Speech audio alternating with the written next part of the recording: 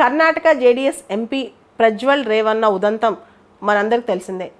అనేక మంది వందలాది మంది మహిళల్ని భయపెట్టి బెదిరించి వాళ్ళని లైంగికంగా లొంగ తీసుకుని వాళ్ళని వీడియోలు తీసిన విషయం కూడా మనం చూస్తున్నాం న్యూస్ పేపర్స్లో, టీవీ ఛానల్స్లో. ఆ వీడియోస్ తర్వాత కొంతమంది లీక్ చేయడం వల్ల వైరల్ అయిపోయాయి. చాలామంది మహిళలు అక్కడ తలెత్తుకోలేని పరిస్థితి. పార్టీ వర్కర్లు, ఇంట్లో పనివాళ్ళు, బ్యూరోక్రాట్స్ వైఫ్స్, వీళ్ళు వాళ్ళు అని కాదు, అందరినీ ఇదే పని చేశాడు. వేల సంఖ్యలో వీడియోలు తీశాడంట. చివరికి ఎంపీ స్థానం, ఆయన ఫార్మర్ ప్రైమ్ మినిస్టర్ మనవడు ఒక ఎంపీ అనమాట. ఈయన తన పవర్ని ఉపయోగించుకుని ఆయన చేతిలో ఒక డిప్లొమాటిక్ పాస్పోర్ట్ ఉంది. డిప్లొమాటిక్ పాస్పోర్ట్ ఉంటే ఒక దేశం నుంచి ఇంకో దేశానికి వెళ్ళడానికి ఫార్మల్ వీసా ప్రాసెస్ అవసరం లేదనమాట.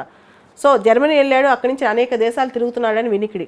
కర్ణాటకలో ఈ ఉదంతం పైన కర్ణాటక రాష్ట్ర ప్రభుత్వం సిట్ వేసింది, స్పెషల్ ఇన్వెస్టిగేషన్ టీం అనమాట. సిట్ వాళ్ళు ఈరోజు సిబిఐని కోరారు. ప్రజ్వల్ రేవన్న ఐడెంటిటీ ఎక్కడున్నాడు, ఆయన లొకేషన్ ఏంటి అనే అంశం మీద ఇంటర్పోల్ సహాయంతో బ్లూ కార్నర్ నోటీస్ జారీ చేయించాలని చెప్పి.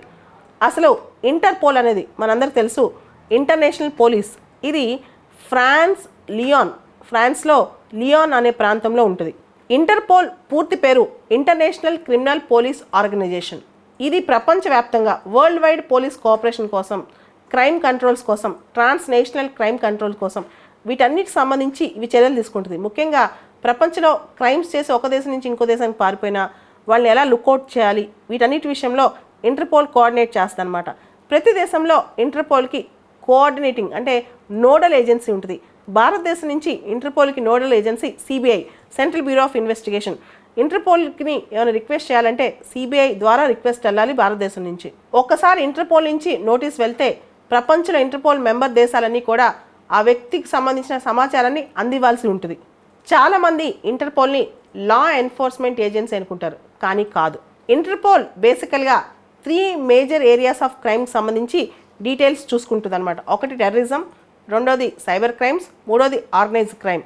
దీంతోపాటు బ్రాడ్ ఏరియాగా చాలా పెద్ద పెద్ద క్రైమ్స్, చైల్డ్ పోర్నోగ్రఫీ కావచ్చు, వైట్ కాలర్ క్రైమ్స్ కావచ్చు, ఇంటలెక్చువల్ ప్రాపర్టీ రైట్స్ ఇన్ఫ్రింజ్మెంట్ కావచ్చు, డ్రగ్ ట్రాఫికింగ్ కావచ్చు, ఇటువంటి చాలా అంశాలపైన ఇంటర్పోల్ నోటీసెస్ జారీ చేస్తుంటుంది, కోఆర్డినేట్ చేస్తూ ఉంటుంది వరల్డ్ మొత్తం. ఇంటర్పోల్ అనేది పేరుకి పోలీసే కానీ actually traditional police, conventional police కాదు. ఇన్ఫ్యాక్ట్ ఇంటర్పోల్ ఏజెంట్స్ కూడా ఎవరిని అరెస్ట్ చేయలేరు. ఇప్పుడు ప్రజ్వల్ రేవన్న కేసులో సిట్ వాళ్ళు సిబిఐని అడిగారు బ్లూ కార్నర్ నోటీస్ ఇప్పించమని చెప్పి. అసలు కలర్ నోటీసెస్ అంటే ఏంటి? 2020లో ఇండియన్కి సంబంధించి ఒక అంశం మీద బ్లూ కార్నర్ నోటీస్ జారీ అయింది. ఎవరిపైన తెలుసా? స్వామి నిత్యానంద. ఆయన కైలాస అని చెప్పి ఒక కంట్రీని, ఒక ఐలాండ్ని కొనుక్కుని పేరు పెట్టుకున్నాడు.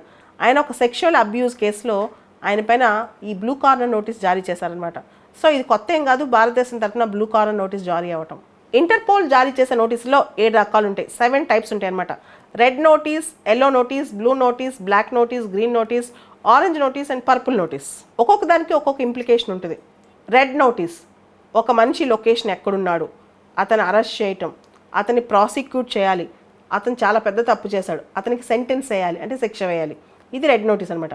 బేసికల్గా ఒక వ్యక్తిని ప్రాసిక్యూట్ చేయడం కోసం, అంటే ఒక వ్యక్తిని విచారించడం కోసం, ఒక వ్యక్తికి శిక్ష వేయడం కోసం, అదే రెడ్ నోటీస్ అనమాట. ఎల్లో నోటీస్ అనేది మిస్సింగ్ పర్సన్స్, ఎవరైతే పర్సన్స్ మిస్ అయిపోతారో, లేదా జనరల్గా మైనర్స్ కూడా ఎవరైనా చిన్న చిన్న పిల్లలు తప్పిపోతారో, లేకపోతే కొంతమంది వ్యక్తులు వాళ్ళ ఐడెంటిటీ వాళ్ళకి తెలియదు, వాళ్ళని గుర్తించడం కోసం, ఇదంతా కూడా ఎల్లో నోటీస్ అనమాట. ఇంకా బ్లూ నోటీస్, ఇప్పుడు ప్రజ్వల్ రేవన్న కోసం పెట్టించుకోవాలనుకున్న నోటీస్ అనమాట. ఈ బ్లూ నోటీస్ అంటే ఏంటి?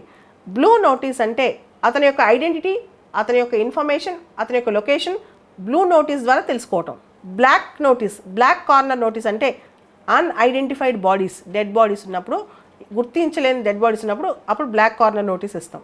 గ్రీన్ నోటీస్ అంటే అందరికీ తెలియపరచడం అనమాట, ఒక పర్సన్ యొక్క క్రిమినల్ యాక్టివిటీస్, అతను పబ్లిక్ సేఫ్టీకి థ్రెట్ అవుతున్నాడని జస్ట్ ఒక ఇన్ఫర్మేషన్ ఇవ్వటం, అదే గ్రీన్ నోటీస్. ఆరెంజ్ నోటీస్, అతను ఇమ్మినెంట్ థ్రెట్ అంటే చాలా పెద్ద థ్రెట్ పబ్లిక్ సేఫ్టీకి.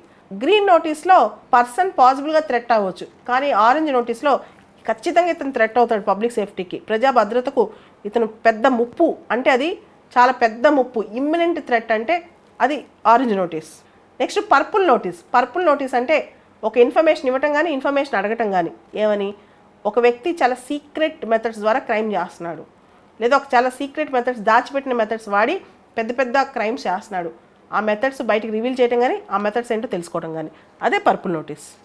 సాధారణంగా ఇంటర్పోల్ ఇలాంటి నోటీసులు ఇవ్వాలంటే నోడల్ ఏజెన్సీ ఏదైతే కంట్రీ నోడల్ ఏజెన్సీ ఉందో, ఉదాహరణకి భారతదేశం సిబిఐ, వీళ్ళు నిజంగా ఆ క్రైమ్కి సంబంధించిన ఎవిడెన్స్ చూపించాలి. దానికి చాలా డాక్యుమెంటరీ ప్రూఫ్ ఉండాలి. ఇంతకుముందు నీరవ్ మోడీ, విజయ్ మాల్యా చాలామంది విషయాల్లో ఈ నోటీసులు జారీ చేయకుండా చాలా సందర్భాలు ఆపేసిన పరిస్థితి కూడా కనిపిస్తుంది. ఎందుకంటే ప్రాపర్ ఎవిడెన్స్ వీళ్ళు సపోర్టివ్ ఎవిడెన్స్ ఇవ్వలేకపోయారనమాట. సో అంత ఈజీ కాదు ఈ నోటీసులు ఇప్పించుకోవడం కూడా. సో సిబిఐ మన నోడల్ ఏజెన్సీ ఇంటర్పోల్ని అడుగుద్ది, ఈ రెడ్ నోటీస్ ఇవ్వండి, red corner notice, blue corner notice అని చెప్పి. అప్పుడు వాళ్ళు ఇస్తారు. ఇప్పుడు ప్రజ్వల్ రేవన్న మీద బ్లూ కార్నర్ నోటీస్ ఇచ్చే అవకాశం ఉంది.